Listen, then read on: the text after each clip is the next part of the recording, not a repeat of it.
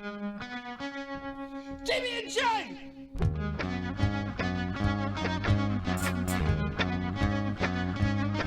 TB&J!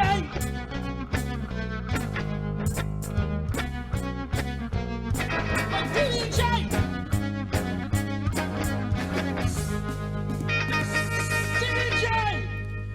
Hello, everyone, and welcome back to another episode of the TB&J podcast. Sitting across from me is Troy Brittingham. Smooth. First try. Across from me is Jeff Ackerman. And off to my side here, we got Chris Carroll.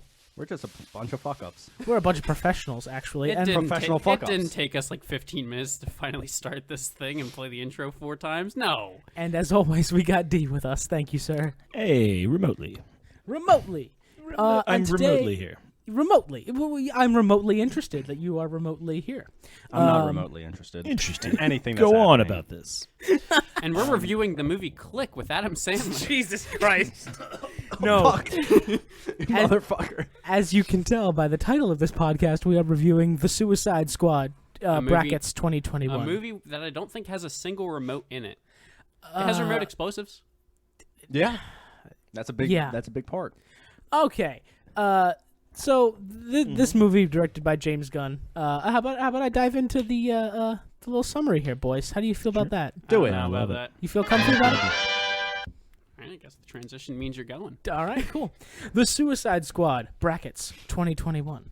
So, after the diversion of sending half of Task Force X to their deaths, Amanda Waller's stealth Suicide Squad, consisting of King Shark, Polka Dot Man, Ratcatcher 2, Peacemaker, and their leader, Bloodsport, take the lead in this soft reboot of the franchise directed by James Gunn. After reuniting with the captured Rick Flag and Harley Quinn, the team continues its mission of locating, quote, Project Starfish, end quote, on the island nation of Corto Maltese, which, as far as I know, was completely made up for this movie. When it becomes apparent that the group's mission was simply to cover up evidence of the U.S. involvement in the deadly program, Rick Flag pledges to reveal the information to the public, but is killed by Peacemaker, who is revealed to be Waller's backup plan. Da-na-na-na. Starro the Conqueror, the titular Project Starfish, is then released onto the island nation, forcing the Suicide Squad to make the suicidal decision to stay and help against Waller's orders. When Waller's tech team, unwilling to be a part of her machinations, forcibly remove her from power, and they help the squad freely battle Starro, who is overcome when Ratcatcher summons the city's entire rat population to attack him. The rats eventually eating away Starro's brain from the inside out after Harley Quinn stabs him through the eye with the dead Javelin's javelin, which was truly disgusting to watch on the giant screen. I just want to say that. Beautifully or disgusting. Beautiful, I guess. I don't know. Yeah, It was Disgustingly beautiful. Sure. The Suicide Squad then trades their silence for their freedom. In the after-credit scenes, 2 of them, both Peacemaker is revealed to be alive and in critical condition. And more importantly.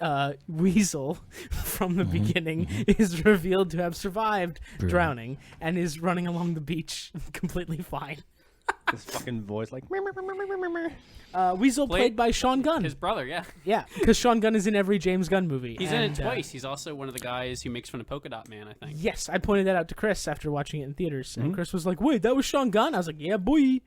Actually, my reaction was more like, okay. Your reaction was like, "What guy?" No, you were that. very excited. I wasn't there, but you were very excited. Yeah, how did you guys did you watch this? Did you watch it in the theater? Did you? Yes, Chris and I had a little date. It was quite romantic, dim lighting, and we went to the movie theaters together and saw it on the big screen. And I got sick afterwards. I saw it alone in IMAX. Yeah, What kind of sick? A cold. you can't just say you got sick in this day and age. You got to be a little more specific. I was very cold after meeting You got Jeff. that COVID, you got that Delta variant, you got that Lambda variant, you got that Ligma variant. Like, what you got? So I got the Sugma variant. You got the dating the podcast variant, but I guess it came out this year. So you know. Anyway, the Suicide Squad. I was only wondering because you guys saw it in the theater. Yes. How was all the three of us. house? How was the house? The house was about what I expected from this movie. They laughed at the appropriate times to laugh. There was a guy in the front row who had his phone on with the screen brightness up all the way. While There were King people Shark... fucking walking like through the theater with their fucking flashlights on their phone on. I'm like, what the fuck are you doing? Yeah, it was like, pretty much. Is it that dark that you can't see the seats in front of you? I guess so. But my crowd was very appropriately in their seats. And Were you at home? Okay, fine. No, I was in the theater. Oh, you were in the theater. So you all saw it in the theater then? Yeah, I assume you streamed it on HBO Max. Yeah, I watched it, and I have a big screen at home, pretty big screen. But like, whatever. I really enjoyed it first round, but I was really wondering how the crowd reacted to a couple of like the big scenes because. I mean, I don't know how. Do we want to grade this? Like, is like a movie should get it? Like, what would you give this on a scale? But I guess it really depends on kind of how we're, like, I mean, as an overall movie or as like a Marvel, as like not a Marvel, but I would say comic book movie. I would say that out of all on a of scale them, of Bloodsport to King Shark. Those are two great characters in this film. Absolutely. Yeah. Casting I is mean, great. like, well, I guess just on any scale, like, like your general feeling towards it, like this movie-going experience. I'm gonna say that the first Suicide Squad is my least favorite DC movie, and this this is probably my favorite of the DC movies. Mm-hmm. As far as like the new cinematic universe goes, From you're not talking Man about of Steel to now. okay. You're not talking about like the '80s Batman isn't involved in this scale or anything like that. It beats a lot of them, I think. And I really like this movie. This movie is really well done, and I think that one of the biggest takeaways from this is that DC needs to take away from this, because if they want to fucking be number one again, they need to learn you can't just give a movie to anybody. You got to give your movie to somebody who knows what the fuck they're doing. Because, and I'll point out, Batman versus Superman, Wonder Woman, Aquaman, those movies had great castings. I felt everyone was a really good fit for their role. The writing just suffered, and the directing suffered, and the whole movie suffered because of that. So you can have the best star power in the world, and it won't bring your movie up if it's just built on a foundation of shit. So I hope DC learns some valuable fucking lessons. They're from this totally movie. learning from it. They're already poaching our other director, Taika Waititi's going to be. They're all crossing. Taika they're He's Waititi. on- also in this movie because he's I Cake. know. I wasn't even aware of that. I was Taika aware of Waititi. everybody else, So but him. Cake's always in a movie. One of Yeah. them had to show up. Who's our triumvirate? It's Taika. What's his face? Giancarlo Esposito. Giancarlo Esposito. And who's the original? I thought I Giancarlo Esposito was the original Cake. Yeah, I thought No, it there was was just another. Too. No, well, who's the? We had another Cake though. We totally had another Cake. We may have. It's added definitely him. not Jason Momoa, but I No. can't remember who it That is. guy. No, he's like the that shitty, guy. like tasty cake that's been sitting in the back of the truck for way too long. Whoa, Chris. Whoa. Whoa. Kinda Like, hot. it's all dried out. Jeez. You can't even Jeez, bite it. man. It's gonna break a tooth. So what did you guys really like about this? I have a couple scenes that I think are like, I think like. Well, I mean, I don't know if we're gonna grade this. Yeah, you guys both said you thought it was the best really, really of. good. I would and say Chris, this is as good as like one of the good Marvel movies. Yeah, it's definitely really high up there. That's a good way to put it. I would say I put Like, this this at, should be the benchmark going forward. Well, I like mean, if it's not it's- as good as Yeah. this, it's Well, not. well, worth it. I think it's depending because like you have to think about the different ranges here. Like for instance, like right now, my favorite DC movie at this point, I think, is Shazam. Like That's the honestly, only that's one one. I I haven't that's seen, one I so. need to see. and that's a solid. It's a solid movie, right? Shazam was good because I could take Little D to see it, and he really liked it. So that was a benefit. You wouldn't take him to see the- this one? No, You don't think no. this would be perfect? And here's the thing: is like I think it would be appropriate up until the guy's like, face gets blown off. well, So well, 15 he also seconds. well, right. yeah. Well, like no. Here's the thing. Here's the crazy thing is though is that like when you really think about this stuff, it's like I don't necessarily want to, and it is pretty graphic and all that stuff. So it's definitely not. Yeah, the opening is just too intense. But like it's too many. Like it's too much cussing. Like I get kind of like the whole environment. It's like whoa, this is way too much. It's not. Landing right. He's probably not going to follow it. And he's not going to get what's going on. So like it's just kind of like spectacle, and it's not worth it. But like on the other hand, they did make that PG-13 version of Deadpool too, They which did? he was able to see. Yeah. I didn't hear about that. And Yeah, it's you know, like the and Christmas, they really the not Christmas. yeah, It was like a Princess Bride version. Where Oh, he's telling, Once they- Upon a they put Deadpool. Yeah. Once Upon a Deadpool. They put that kind of vehicle around surrounding it and edit it out. It's pretty really clever on their funny, part. and it's clever. It's super clever because it's great. I think it's a totally other. It's the same movie, but it's a I'm like, I don't even know which one's which, like half the time, because I'm just like, it just feels like an extension or kind of like a different. It's just more Deadpool, and it's just funny. And I got the kids get to see that one, but this one is just way too much. Now that being said, I think that like there's a lot of healthy criticism to look at this movie, because I definitely think that like the second and subsequent times I've seen this, I am kind of like a little bit less on things, and it's a little bit. I was always worried a little bit about Gunn being a little bit up his own ass at different points. James Gunn can be up his own ass, so I'm worried about him kind of like flanderizing kind of effect that's kind of going on with some of his stuff. But I definitely think he deserves benefit of doubt on these things. So. I would say that this was a hell of a good movie. The only way I would not put it up there is just because I couldn't share it with other, it's not family friendly. So it definitely, let's see a family friendly DC movie that like another Shazam or something that can. I think that's a really good. Which is every Marvel. I'm glad. I want to see Disney, and I want to see Disney put on an R-rated movie. Do you know what I mean? Little D watch DC Apocalypse. Like the animated movie where I didn't know how harsh it was at the time. I was like, oh shit. Father of the Year. Seeing Batgirl casually getting ripped limb. Come on, guys. What did you? I didn't every now and realize. Then you see Starfire ripped in half on the ground. And then turned into I'm like almost a Gen Xer, guys. This isn't my fault. So here's the thing. So that would be the only thing. But that being said, this absolutely had some solid moments and characterizations, and I thought just the setups were great. By far, I think my favorite scene in this is I think the exact moment it's fucking supposed to be, which came out of nowhere after this dumb set piece of him just falling through the cracks, and I'm like, okay, this is kind of funny. He keeps falling through the buildings and he's gonna land, and then they pick up 8 minutes earlier or whatever, where and it's just them on a standoff. And I'm like, that was fucking badass. And that's where I'm just like, how was that in the theater? Because when people realize what's happening, are they like, oh shit, all right? Because I feel like that was I was at home in my seat and I was like, oh, that's dope. And but I couldn't. I think this is where I'm like, I want to be at the theater. I think that's where I was at. I don't know if I really had a whole lot of reaction. I feel like people were reacting silently, but I don't know if there is a whole lot. Yeah. Yeah, it wasn't an I don't think DC's gotten to the point where we'll get visceral reactions in the theater. It's no Cap using Mjolnir moment. Sure. We're not going to get that gasp or that applause. We'll just get laughs. Imagine that setup with one of the Marvel characters that has a sure, spider, sure. Dude, but it's kind of too goofy. It would work for Guardians because it's the same fucking shit. Although, so this is where I thought it was a little hackneyed, and I'm worried about it kind of getting repetitive because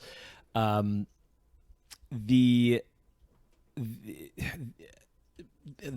character they have the joke in the beginning about the detachable kid, the TDK, I think. Right. Yeah. And he's like, oh, your name is letters. He's like, all names are letters, and I'm just like, that's the same joke, of something else from Guardians, where they're like. It's all word or Endgame or Infinity War, where he's like I don't have to go to Nebuchadnezzar. That's not a real word. He's like, that's a made up word. He's like, all words are made up. Right. And it's it's the same beat joke. for beat joke. And I'm like, okay, it's punchy, but you wrote that joke already, but probably not. Anyway, that's a few minor criticism between that. And Rick Flag's death really got me. I was like, oh shit. It got me too. A dude I was like, no, I don't think any of us give a shit about. No, in the original Suicide Squad, I could not give less of a shit about the Rick Flag character. And in this movie, he was not on screen very long by himself, but I immediately fell in love with this guy. And I'm pretty sure, is it the same actor? Yeah, it's the same guy. It's still Joel Kilman, and he's fucking incredible as Rick Flag now. It just goes to show the writing is just far better. It kind of does. He's straight man. He gets to play off of all the other characters. I'm also glad Viola Davis got a good chance to do Amanda Waller. Amanda Waller in the first one was very not Amanda Waller. She was, but it's just that they didn't. it felt They didn't. She's Standout like, she's the performance isn't perfect standout Amanda if Waller. it's surrounded Yeah. by and shit. that's what I said earlier. Like every actor was perfectly cast in their roles, but in the first Suicide Squad, they just weren't written very well. And I think that got what's her name, Margot Robbie, got a shitload of hate for Harley Quinn when it wasn't her fault. Because as we can see now, she's a really fucking good Harley Quinn, and she looks straight like Quinn, straight from the Arkham games. Like there's no better casting. I just wish she got the better writing, and she got it this time, and in Birds of Prey. So, Even though you disagree, Troy. I didn't see that. I kind of interested to see that. Yeah, they did a nice job with this whole thing, but but Rick Flag. That was what I wanted to say. Joel Kinnaman. After that, I realized was in Altered Carbon, the first season. Yep. Oh shit! And a lot of I think a lot of people who read the novels or whatever were not fans, or there was plenty of people that just didn't like Joel Kinnaman. I really liked the performance. I thought it was a great character. I thought I got it. Do you prefer him or Anthony Mackie in that movie? In that show? Definitely the Kinnaman, but it was a different show. It was run differently. It was a different show. It's not often you get to stretch your sci-fi dick in this podcast. Yeah. Chris. It's great. Right. Did you watch both? Yeah, I watched both seasons of Altered Carbon. I thought the second season was basically just a watered down version. I thought Anthony Mackie did his best he could with the role, but like they didn't let him go anywhere with it, and they watered it down to major like PG-13 as opposed to like the much more R-rated version in the first season. So yeah, the season one had a lot of really different hitting. A lot of stuff. gratuitous nudity and violence. Yeah. Now, Chris, tell me about the detailed history of Warhammer 40K. Yeah. Anyway. Okay, No. so there's this No, guy. please. So Joel Kinnaman. I dug him in the role. I knew he had chops. And literally, Horus Heresy. I do feel like I saw just enough of him repetitively in the trailers that like I kind of knew the character coming in because of the previous movie, and that's where I think this is like the biggest ever. Like regardless of a couple other scenes that I think are really dope, the top two being the crashing Peacemaker Bloodsport finale and Rick Flag dying. But the best part was just how he's kind of so softly didn't even really reboot this, just move the story. This is a sequel, honestly. It's better. I think this is, but it's better to just sequel. It's exactly right. It's basically like you don't need to watch that one. If you ever want to, you could. And I think like there's no reason not to say like, hey, Will Smith could come back and be better. And, feel and like then all they that can have another could have guy happened. who is a skilled marksman who was trained by his father Right. to be an assassin or whatever. Right. Same thing again, Yeah. except more so, I guess, this time. Yeah. Which is funny. I don't know. But I do like, love that's- how, speaking of sequel, they did keep a lot of the character development Harley Quinn had in Birds of Prey, and how she like overcame like her need to be accepted by like a man in her life kind of thing. It's also just a better version of Harley Quinn because like It's just written better. The main thing that people were complaining about with the first one is it's like, oh, so she's like Suicide Squad Harley Quinn, but she's like still with the Joker. Like the whole like comic book interest is like this is her trying to be her own person now. Yeah. And but they hadn't told the audience that story yet, so Right. they. Well, yeah, but that's the problem with the first like 5 DC movies is they were just like and go. Yeah, they were like, let's start like here at the end point where Marvel is now, even though we didn't do the 10 years of work up to get How there. they thought they could do that? They had to listen to like I know what happened. Zack Snyder just took them on a weekend bender and just like fucking like crack explained what he had planned. Like, I'm gonna put fucking like Charlotte's gonna. And then Hercules is gonna fucking Zeus it.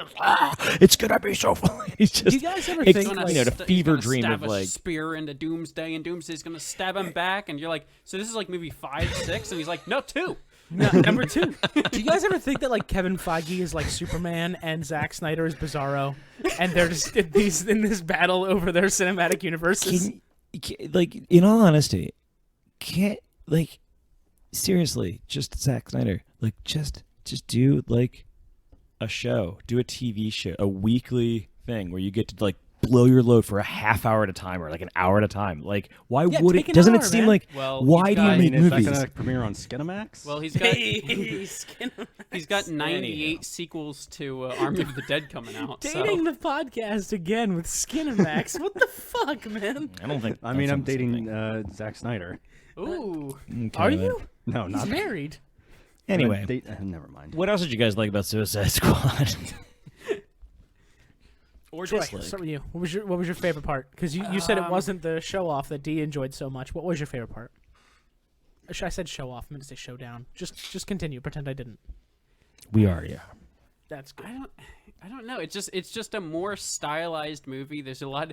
I thought at the very beginning that I wasn't gonna like the in-universe title cards, like when Savant's blood spells out Warner Brothers Presents. Right. Yeah. And I was sort of like, okay, we're doing like the in-universe title cards. But they got whatever. you by And then- Jotunheim, right? They got you by then. They just kept doing it, and I was just like, all right, I'm kind of into all of these. Like when they crash and the smoke in the background spells out like Project Starfish or Jotunheim or something like that. And It went Flag's with like, the no, feel. wait, we have to do something first, and it changes it. The smoke changes to Project To Harley Quinn. Yeah. Yeah. It was awesome. All of those They were did a really good well job done. with it. the Harley And then Quinn sort the- of side plot's funny, and it like. And it Yeah, I has, want like, to talk about this. It has probably the best fight scene in the hallway. Oh And yeah, every- we're every- okay. every- Harley Vision. Every Okay. superhero movie has to do a hallway scene apparently. I have issues with Okay. this scene. I think that the romance thing was bonkers and hilarious. Yes. Again, Absolutely. I kind of want to. It was like an episode of the Harley Quinn show. Yeah, and that God, was that- I dope can't wait to for do season that 3. to really give her just a spotlight and to really make this. It really worked. I like the kind of storytelling, just narrative of it, and it just I was like amazed at. I was just like, okay, I'm following this. Like for such a bonkers thing, for me to believe it in that universe was great. And then she shoots him. I was like, okay, I saw that coming. That's good. Awesome. See exactly the perfect thing. All works well. And it was dark too at the end when she's like, "I think you look better like this." Like, Yeah. it's really fucked up. And then she's she pretty goes into the fucked up, fight, so. and she, when she kind of bunkers back into the violence, and then she has this the hallway scene. But the only part of it that I thought was absolutely absurd was the spinning, shooting the guns at different hallways as they came down. Like, because I'm like, yeah. first of all, I know this is in other film, like something to this idea, and it's like Boondock Saints or some shit, like where I was just like, this is nonsense. It Like, I felt hate- campy and it felt used before. I just couldn't place where. and it was the problem with it more was the fact that like it was kind of done to be like part of her ballet and had they maybe done that up a little bit, had she like raised, isn't her background kind of like that she was a gymnast or ballet or something, or she She's probably a had a lot of- psychologist. She was a Yeah, psychologist but she by also trade, but I had- think as a kid, I think she as a kid, was she into had, like, gymnastics super in some elaborate- tellings yeah. of the character. Oh. So, and I think she definitely does dances, wasn't and told she this was like time. more pirouetting, or I forget how you pronounce that, but Pirouetting? pirouetting, yeah. Pirouetting. Yeah, it's with a Q. Forget it.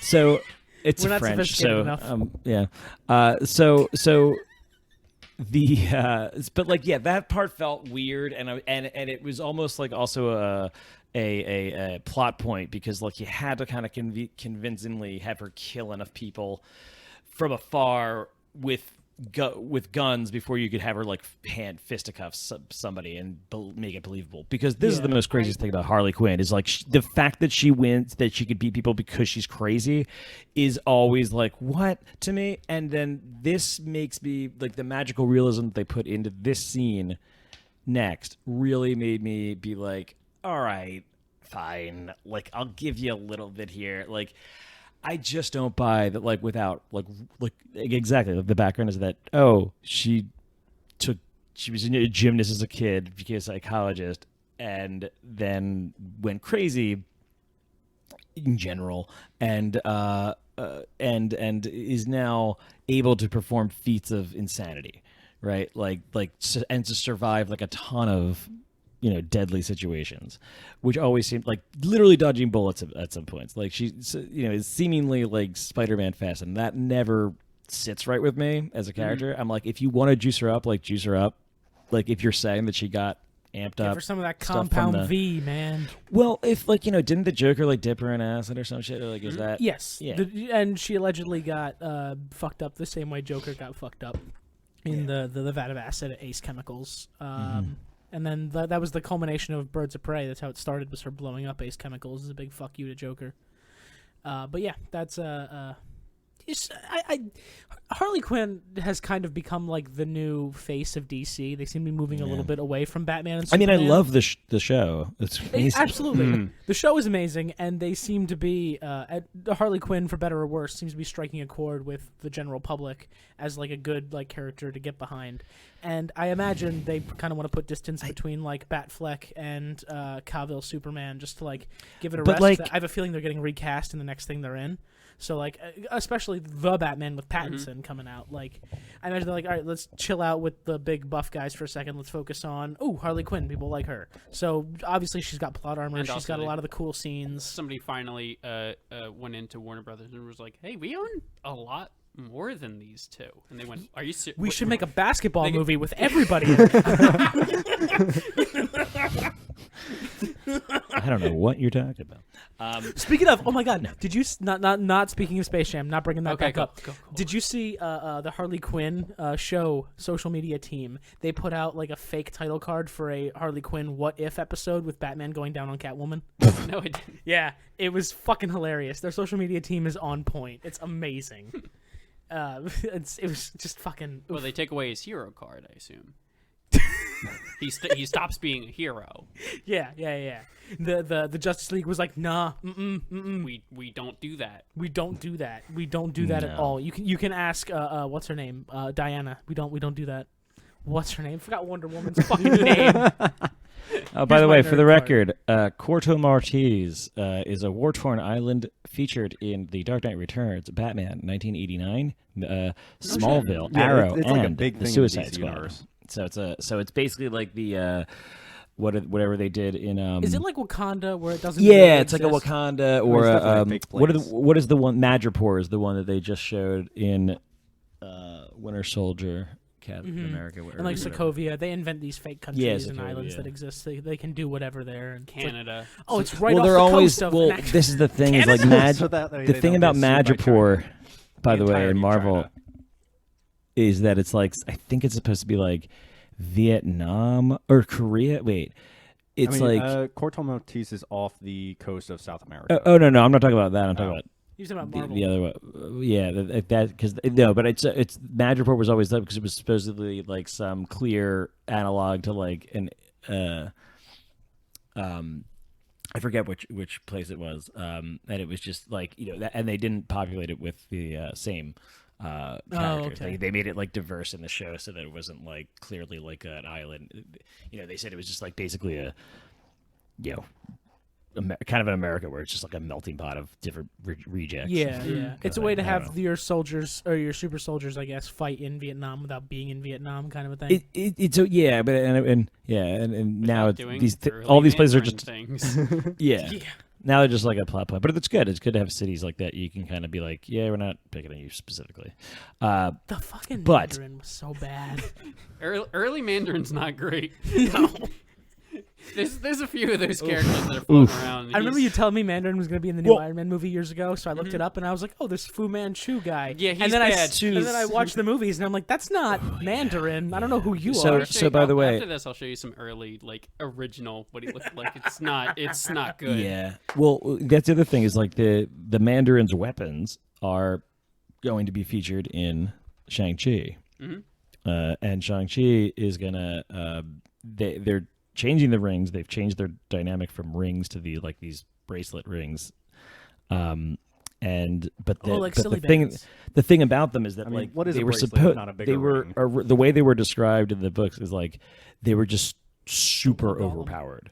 They were just like they're basically like one controls the weather and one controls this and like they're just it just gave him like 10 different powers that were like insane, like everything. So he's just And- like the craziest, most overpowered superhero ever. So we're gonna villain in this case. Villain. Mandarin. Yeah, well, the whole idea was that Mandarin. it was I thought he was talking about Shang-Chi. I am. I think it's always like been. Shang. The villain's a bit more. He's the villain in Shang-Chi. They're kind of combining the two things.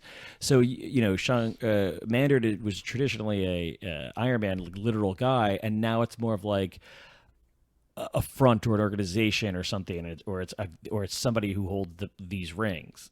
Whoever holds these rings, I guess. I see. And a little bit like something Green that. Lantern. Whoever's got the So he ring did is start the out Lantern. but in the comics, it was always an Iron Man villain, and the idea was that it was like magic versus technology. Oh, I like that idea a lot better, actually. That sounds like right. a lot No, more fun. it is an interesting thing, but nowadays you just have him fight Doctor Strange. Magic versus technology. Is this a way to wrap it into the He-Man reboot, guys? Huh? What?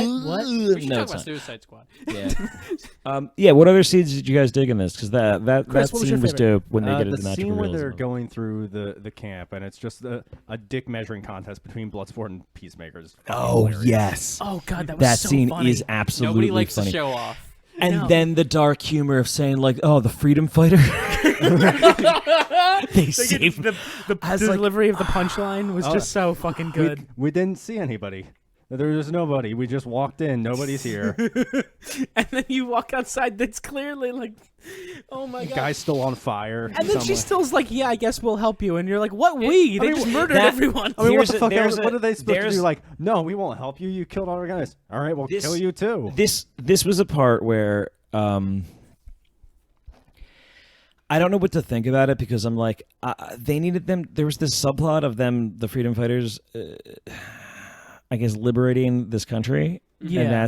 And that is, I think, like a classic comic book kind of storyline. Absolutely. That Yeah, happens all switching the it time. from having them tyrannical do it. to democratic. But it, and like you look at it piece by piece, and you're like, okay, yeah, okay, I could see where they were going with this, but it just feels like, really, like, just killed all of your people, and you're not just like fleeing into like.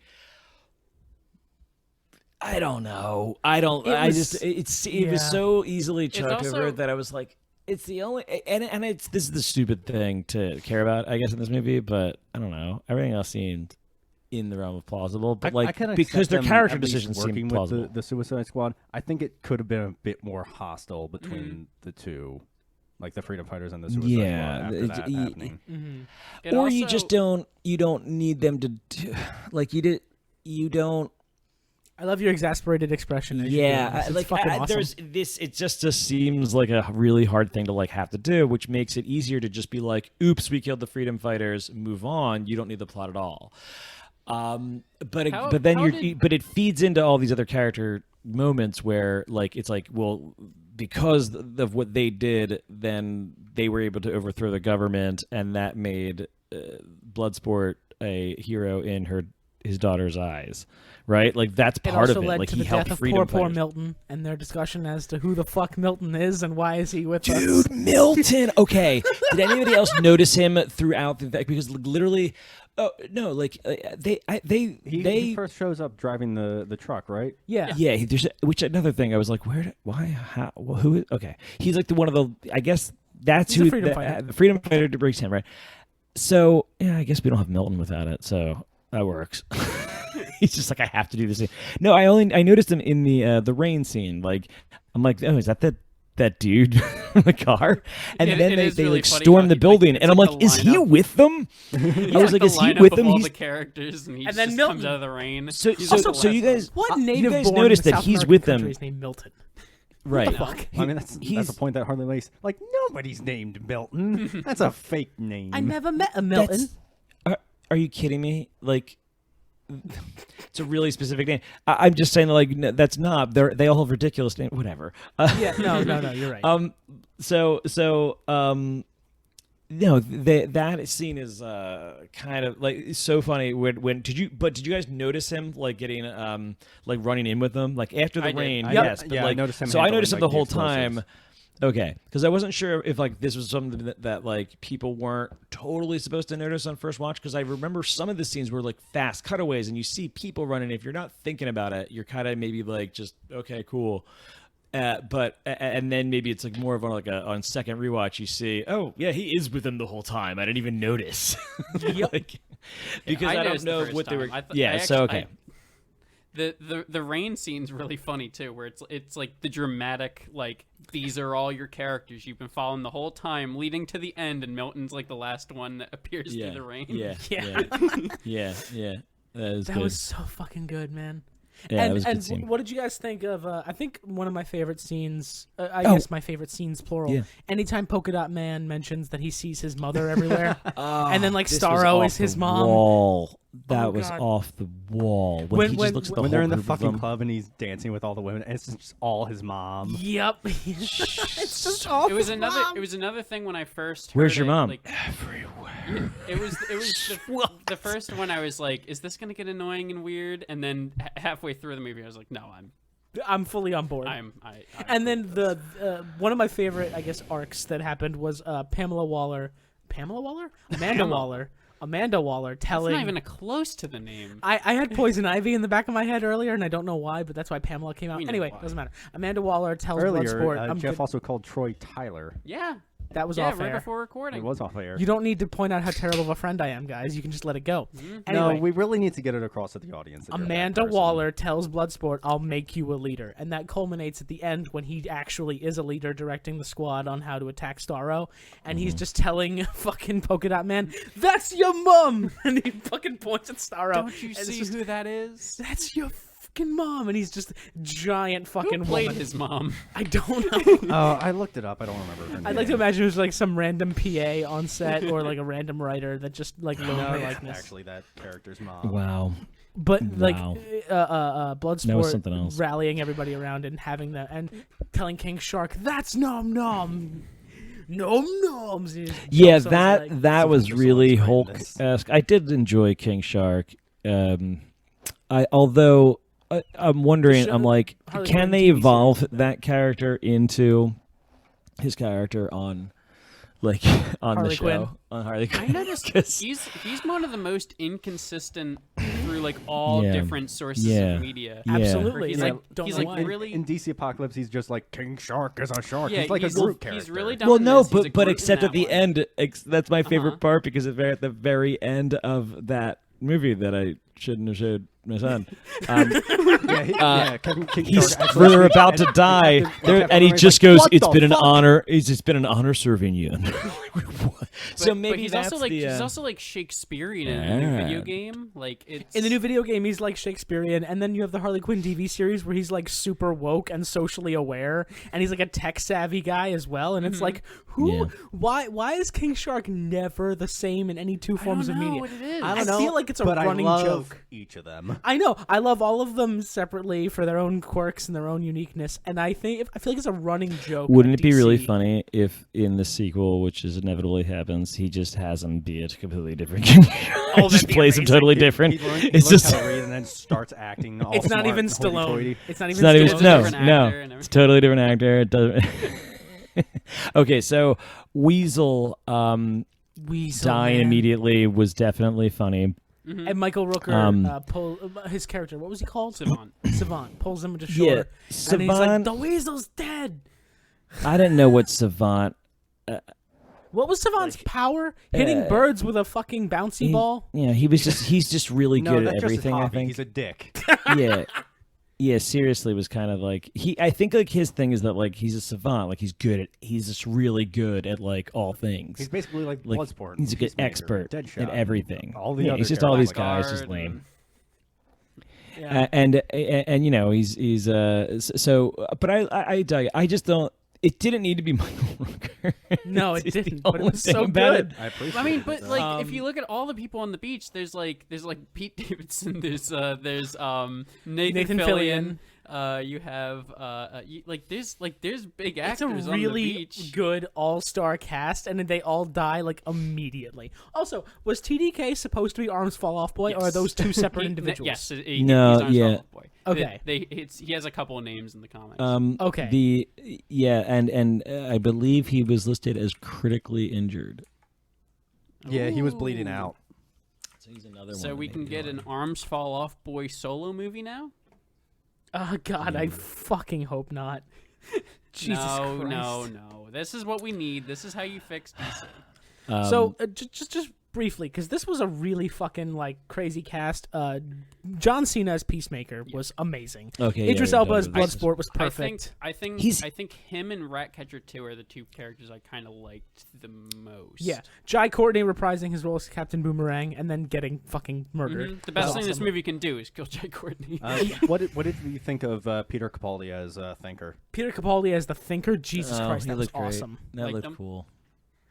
Pete that Davidson, as you mentioned, Flula Borg was Javelin. Nathan Fillion, Viola Davis, Michael Rooker. Oh, by the way, Polka Dot Man's mom is played by Lynn Ash. Okay. Means nothing to me. I'll But say good to job to her. Yeah, Oh, Lynn you did Ash. great, Lynn. Did We'll see you is in the she next appear in one. is she in anything else? I don't think- Now. Yeah, maybe we'll see one of Polka Dot Man's brothers or sisters. Dude, because he said that he had other brothers and sisters that she tested. And Some Ooh. survived. Ooh. Yeah. Now I will want- say this about the movie. There's Didn't a few. Polka Dot Man say all of those people were dead though? What if- No. No, said he said some no. survived. He said some Oh. survived. What if he has a twin brother? That'd be funny. He just cast him. Twin Polka Dot Man. You have Both with- you have different King Oh, Shark. apparently Lynn Ash was in Stranger Things at some point. Yeah, that makes sense. That tracks. So Interesting. cool.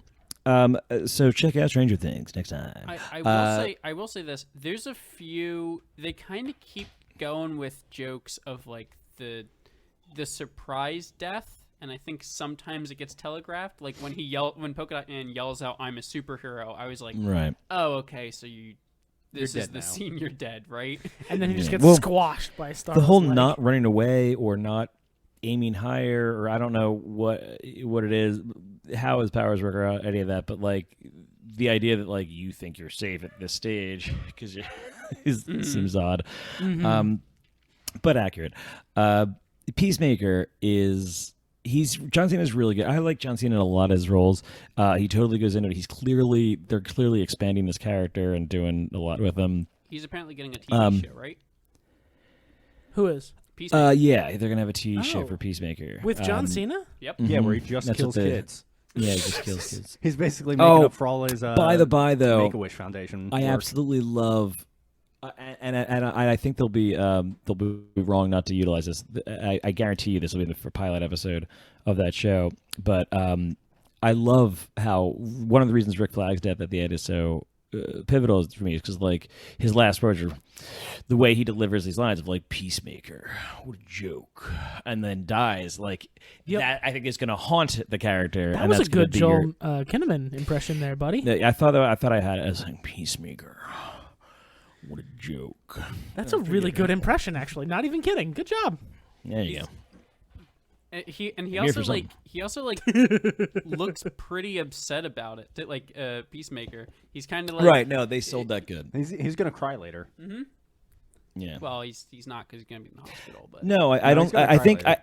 I think John Cena did a good job of it irking him, but not really understanding like what he was like. He's clearly an idiot. There's this whole thing of there's Right. like he has this myopic viewpoint of things, and that's like I could see that being like, okay, if I'm going to take this character seriously, I could see him as like being ridiculous, but slowly understanding like the absurdity. Like, oh the- shit, I'm how a can monster.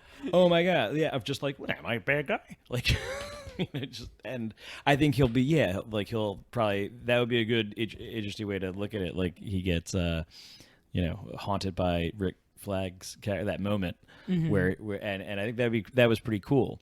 And I was like, oh, is he dead? And then like, I was like, they showed go through his heart. I was like, thanks, that's where I'm like, James Gunn, you definitely do the storytelling well. He is so compact in his storytelling. He's like, Mortal I'm just going to Kombat show you that it went through his heart. Give you a Mortal Kombat X-ray. Why not? It went through his heart. I mean, that little scene also serves as like a bait and switch later on because they were saying like how his heart was pierced in the after credits scene. So you think it's going to be Rick Flag that survived, but no, it's Peacemaker. Oh, I didn't even catch that. I didn't catch that either. I figured Rick Flag was like dead. Like there was no fucking Yeah, way. I thought he was way dead. I didn't get that little. I got him bleeding out hard. But I love how the people who go to see Peacemaker in the hospital are the two that like led the overthrow against Waller, and they're like, "We got sent here to get this guy. I think Waller's pissed at us." It's like, "What do you need him for? To save the fucking world?" And I'm just like, that- "Oh dear." You guys That are was pretty the ancient. other What would you do if thing. it was like, yeah, it pierced his heart, and then they look and it's boomerang got turned to paste? That'd be really, Well, I'm really wondering. funny. This is the thing is like that was the other part. Besides the Freedom Fighter plotline, where I with was the- like, do any of them survive the day? Like she clearly is she really that? That's a great question because overthrows like literally- that never happen that easily. But It's what she I and mean, I as get we the saw idea in that the she was first movie, and I hesitate to use any of the knowledge from Yeah. that first movie. She's perfectly fine killing her staff. Right. She kills Right. an entire room of dudes. So is the idea that she's cowed in some way? Is that kind of the idea here? I guess she's in charge now, and that's just how it goes. Because the I mean, one- like, or are we supposed to assume that the deal to silence that this squad got that the tech guys get? Like I they know guess about it so. too. Like I wish there was a line in there to kind of help that out. yeah, I mean, and, that's- and maybe there is, and I missed it. But I mean, it's setting up a Waller movie, just centered completely around her. I mean, I feel like that's not really a necessary movie to have, but I feel like that's might a be the DC Peacemaker move to show. make that movie. But I mean, that's one of the things where I'm like, yeah, what did happen? But at the same time, I have zero curiosity beyond that. I don't really care about the government side of things. If Waller is still in charge, like I imagine she is, great. Because like I don't care. I just felt like those people would be. I thought those there people would would be suffer fired more at the very least, consequences, or maybe disappeared. But yeah, fired I don't know. out It of just a seemed cannon, like into the sun. like you didn't need to do this, or I don't know. It just it just seemed weird, right? Seeing them again. It fits thematically, and there's a bunch of like, and it wasn't. None of it was bad, but it's just a little disjointed. But who's to say? Like I said, I think he had to piece together a lot of stuff, and I think this did such a good job at doing that. This movie has like a lot of plot points. It still feels like this movie is. It still feels like a. Okay, you can do if you get James Gunn, you can do. Are you going to give him like the keys to the castle? Are you like you don't have a Kevin Feige to lead this whole universe? So you're going to just have like this or that or whatever. The Marvel method works because you have this thing that's all connected. And when you don't really say true to that, I'm not saying they can't make them work, but like. I think what people latched onto in these stories was the continuing nature of it. And that's what I always liked about Marvel, and the more they got away from that, the less I liked it, usually. I'm worried that the Warner Brothers, in their infinite wisdom, will look at this Joker and the Snyder Cut and be like, oh, do people just like when it's rated R? Is rated R what we do? Do we just make them rated R? That's what I was going for in the beginning of this podcast. Like, this movie was really good, but DC needs to learn the right lessons from this. And So not when the they wrong show one. Batman, they'll And show that's him what I'm going down on saying. Catwoman to get that R rating. you don't They- need like well- a rated R Wonder Woman. Yeah. Well, okay, let me back up. Because what do they have coming down the pike? They are doing Shazam 2. They are doing Black Adam with The Rock, right? Yes. So like these are two areas where you're guaranteed to get that what you're talking about, right? So they're going to flood the market pretty soon with their PG-13. Black Adam, The Flash comes out November 2022. Aquaman 2 comes out December next year. Shazam comes out in 2023. They also have Static Shock slated, Blue Beetle, Zatanna, and the Static canceled Shock. New Gods project. I'm so, interested in Static Shock. Yeah, we'll see. I'm excited Also, about Gotham PD is going to be a TV show on HBO Max after the premiere of The Batman in March. I'm sorry, just going over with. No, it's all fine and good. It's just, I always just find it odd that DC does these like pullaways. It always seems like they're afraid to really do their own product, like their real product. Like, What do you mean? I get that. I get that. There's a lot of adaptation from Marvel's comic book roots to the cinematic universe, right? Like how they do powers, how they do that. They make adaptations to it, but generally they're really, really sound with like storylines, and like they really try to follow and like the character arcs, and like they do. I think they do the characters justice. They really make them look the part. They make them do like, and DC tends to focus on these Elseworlds versions of the characters. The Dark Knight Returns is not like in the continuous DC universe.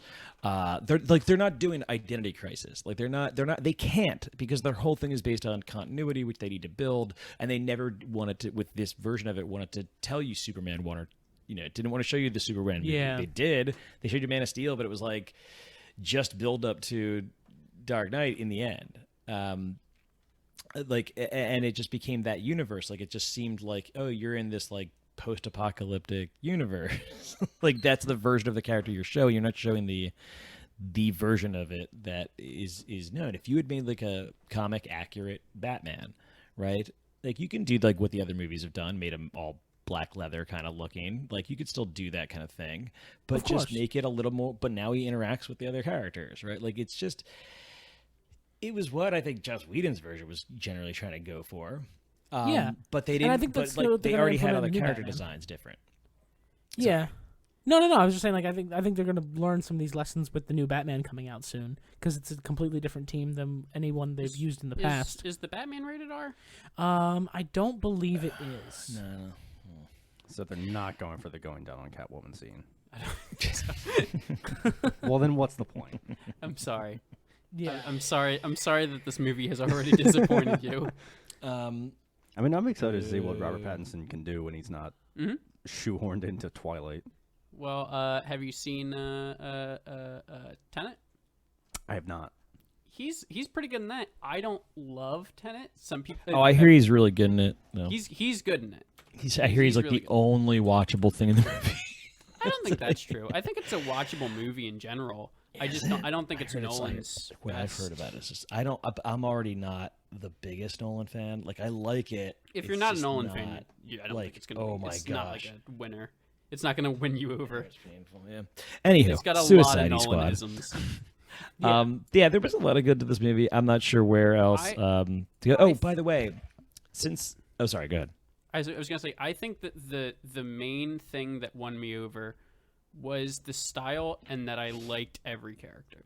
I think Right. that's the whole thing. Right. I don't know if scenes really got me specifically, but and some scenes actively, like when they're going through and killing all the resistance fighters, and like there's a lot of like they shoot one guy with a flamethrower and he's screaming, and then like the next guy around the corner didn't hear anything. Like they're all like Skyrim NPCs. Like it's like there's a lot of like people not reacting to obvious right. Like, Although but that I scene think- was great in general. I think that But when John Cena stabs that guy sleeping like 6 times as he with walks like by, a tomahawk, just It was right I then did that like I kind of had the idea that he might be like a traitor and kill one of them at the end, because I was like, this guy's clearly got some fucking it wasn't shit. his speech in the very beginning where he was like, will I'll kill do anything for peace. I'll kill any man, woman, or child. I was like, that was like, all right, that's a funny little line, but at the same time, I was like, what? It wasn't the scene where he was sleeping in the jungle in his tighty whities. No, that That's was racist. not that. I forgot about that joke. When they say it's tidy whities and he says that's racist, that was so fucking funny. But no, it was like, all right, well, this guy's clearly got some fucking shit. He's clearly a fucking Was murderer. the part where he killed a woman in that resistance camp? You know what? I got Homelander vibes from Peacemaker. That's what it was. That's what I was trying to pinpoint. which is I think high praise for John Cena. Absolutely. You know, He did a really yeah. good job. Yeah, I think obviously he's like, I mean, have you seen the kind of meme, like he's been wearing the outfit to all the no interviews. shit, really? He's just wearing it like the entire. I saw something the other So- day posted by the boys' Twitter handle. So we've I don't remember what it was. got Homelander, we've got U.S. Agent, and we have Peacemaker now. It's really It's a group. It's Oh, and we're gonna get- it's a bad time. And we're gonna get Soldier Boy, Oh yeah, it's a bad time to like rep that like super. Well, I mean, it's a bad time to rep it. to rep that like in media. truth, justice, and the American way. Not the best slogan to have these days. And the one guy that people approved of is an old man in the 60s or whatever now. Okay, so anything else? I think this was a win overall. For sure. Is that? I mean, I think obviously they're. I don't know, how did they do overall number wise? Did they say it as a I success? think it came out to kind of disappointing numbers because people are starting to stop going to theaters again. Yeah. Yeah, so with the Delta Yeah. variant becoming a threat, people are kind of pulling back the movie theater experience, and also with it streaming on HBO Max same day for It's additional competing with charge. itself, yeah. It's competing with itself, and this brings up the thing we talked about last week about Scarlett Johansson with the Black Widow movie, where it's like, well, it's competing with itself on streaming and theaters, so it's making the theater numbers suffer. But as a whole, the movie isn't really suffering because more people are seeing it, and it's more convenient for the general public. It's just a matter of profitability at this point, which Is their literal bottom line. which is So I'm literally like, I the don't bottom know. line. So Yeah, while more so it's people are like, seeing it, you're getting more reviews, you're getting more butts and seats, relatively speaking. You're not making the same amount of money as you did. Maybe. I don't know what these deals look like on the back end for Warner Brothers and HBO or Marvel and the Disney Premier Access nonsense. But it does. I think there is like a groundwork happening between actors and studios and streaming where we might see a complete overhaul of this new system in the next year or two, because a lot of actors are very unhappy with it and a lot of producers are quite pleased with it. So we'll see what happens. Yeah, we I don't know if we have time to get into the whole. We don't have time to get into ScarJo we thing, did it but last week, Definitely worth interesting. I will say the only thing I will say about before we stop is it's funny because you were like yeah, I think Cruella Emma Stone got like a good deal, and that's why she's not suing. And then immediately proven wrong, she like for the very next day is like, I'm also gonna sue Disney. Okay. Because of Scarlett Johansson. Well, I guess we are going to talk about it for a second. Just a second. She was confronted second's by. over? She was asked by the studio how she would feel about it going streaming and theaters at the same time. Scarlett Johansson never had that conversation. Right. They never talked. To I'm her not saying first. that you were lying. No. It's just that they had a conversation about it before it launched, whereas they just blindsided Scarlett Johansson by saying, "Hey, Premier Access," and she was Moving like, back "What?" to these comic book related stuff, Shang Chi is said to only be released in theaters. I saw that. Yeah, it's going to be theaters. Which is so interesting. As Yes. you're both talking Is about Dune two doing female theaters only? 'Cause actors, I remember they- and now Oh yeah, the new Dune movie. I think Dune's doing theater only now. Right? Dune. 'Cause they When were does arguing Dune- about it. When does Dune come out? I think December. Dune out on October 22nd in theaters and on HBO Max. Oh, December was the original one. Yep. well, I think it's of Don't HBO know Max. if I'll They had be the entire 22 lineup or 2021 lineup on Max. Right. That was I just remember that the that was the director huge of Dune buy-in. was really against that.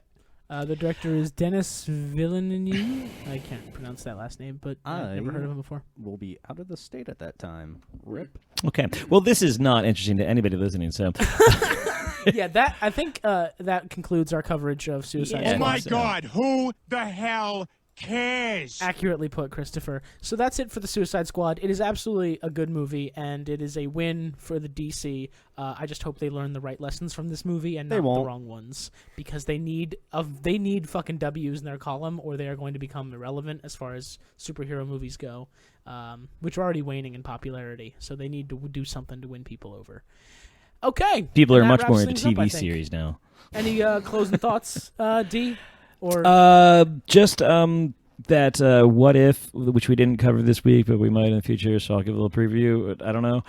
Was that's For what I'm me, it hearing was a on the internet is that it's kind of and if you want to watch it, great, but you don't have to.